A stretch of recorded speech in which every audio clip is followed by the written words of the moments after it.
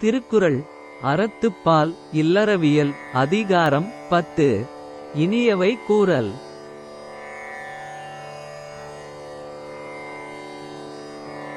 இன்சொலால் ஈரம் அளையைப் படிறிலவாம் செம்பொருள் கண்டார்வாய்ச் சொல். அன்பு கலந்ததும் வஞ்சனை அற்றதும் வாய்மை நிறைந்ததுமான வாய்ச் சொற்களே இன்சொல் ஆகும்.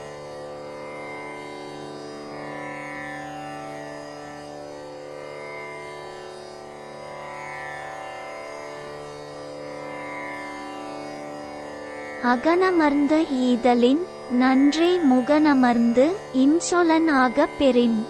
அகமகிழ்ந்து பிறர்க்கு பொருளை அளிப்பதை விடவும் முகம் மலர்ந்து இனிமையாக பேசுதல் சிறந்த பண்பாகும்.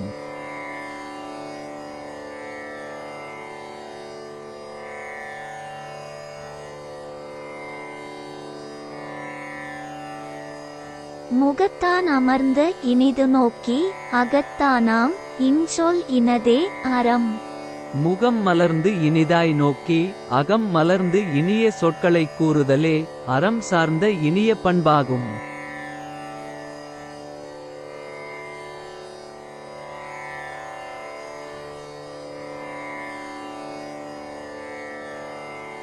துன்புறும் துவ்வாமை இல்லாகும் யார் மாட்டும் இன்புறும் இன்சொலவர்க்கு. அனைவருக்கும் இன்பம் தரவல்ல இனிய சொல் பேசி கனிவாய் நட்பு கொள்பவருக்கு வறுமை வருவதில்லை.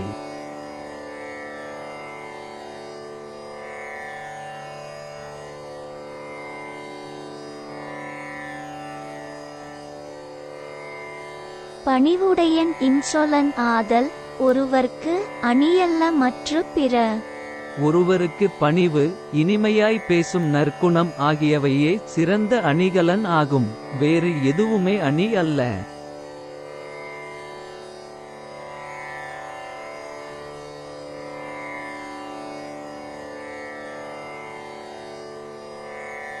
அல்லவை தேய அறம்பெருகும் நல்லவை நாடி இனிய சொலின்.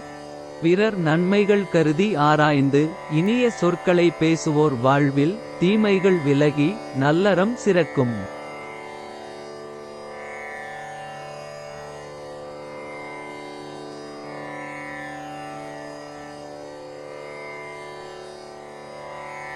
நயனின்று நன்றி பயக்கும் பயனின்று பண்பின் தலை பிரியாச் சொல்.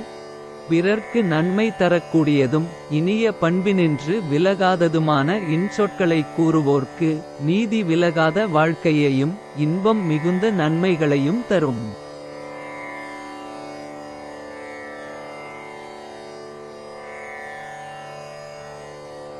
சிறுமையுள் நீங்கிய இன்சொல் மறுமையும் இம்மையும் இன்பம் தரும்.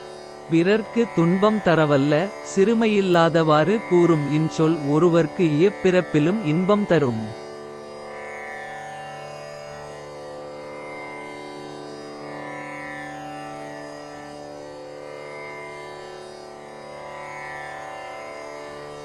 இன்சொல் இனிதின்றல் காண்பான் எவன்கொலோ வன்சொல் வழங்குவது. தமக்கு இன்பத்தை தரக்கூடியது பிறரது இனிய சொற்களே என உணர்ந்தவர் மாறாக பிறர்க்கு துன்பம் தரவல்ல கடுஞ்சொற்களை ஏன் சொல்ல வேண்டும்?